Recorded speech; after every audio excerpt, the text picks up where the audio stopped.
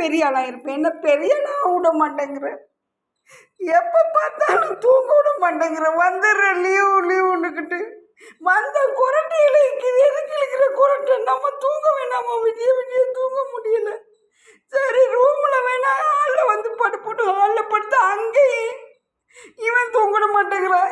இந்த லூசு பையன் இருக்கானே, இந்த லூசு பையனோட நீ பொண்ணு தூங்கவே மாட்டேங்குது. மியாவுங்குது, உமாங்குது.